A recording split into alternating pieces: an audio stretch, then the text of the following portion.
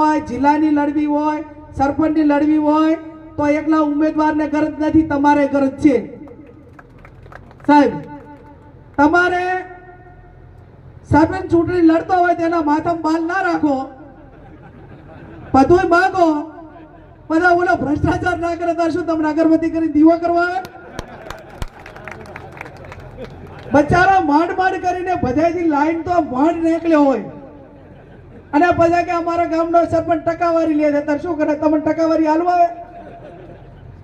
એટલે મારો કહેવાનો અર્થ એ છે, અને હારા માણસોને તમે ચૂંટો એટલા માટે કે એવું નિષ્ણાતોને તમે ચૂંટો તો નિષ્ણાતો કરવાના જ છે, પણ ગામની અંદર જે ચૂંટણી લડવા નથી માંગતો અને ગામનું ટાપુ કોઈને દવાખાને જવું હોય તો અડધી રાતે ઊભો રહેશે, ક્યાંક સમૂહ લગ્નમાં દાન આપવું હોય તો અડધી રાતે ઊભો રહેશે, ક્યાંક સ્કૂલના કામ હોય તો ફાળામાં ઊભો રહેશે, ક્યાંક નાના મોટી ગામમાં આફત આવે ને તો સૌથી પહેલો આવીને ઊભો રહેશે.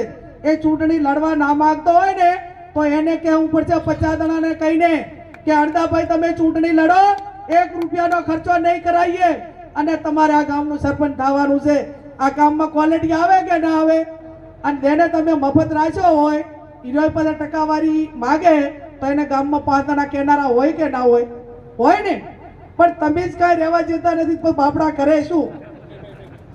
અને આવનાર સમયની અંદર મોટી ચૂંટણીઓમાં શરૂઆત થાય કે ના થાય, પણ તાલુકાની હોય, જિલ્લાની હોય, તાલુકાની ચૂંટણી હોય તો 1.5-2 લાખ રૂપિયા ખર્ચો થાય.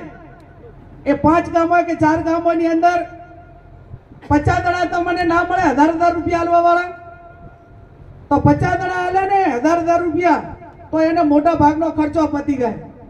અને આ પ્રમાણે આવનાર સમયની અંદર જે ગરીબ સમાજો છે, SC ST OBC, અને એને તમારે આગેવાન બનાવવો હોય, એને તમારે નેતૃત્વ કરાવવું હોય અને એના માધ્યમથી તમારા નાના મોટો લાભ લેવો હોય તો હવે રાજકારણની આ સિસ્ટમમાં પણ તમારે બધે આવવું પડશે.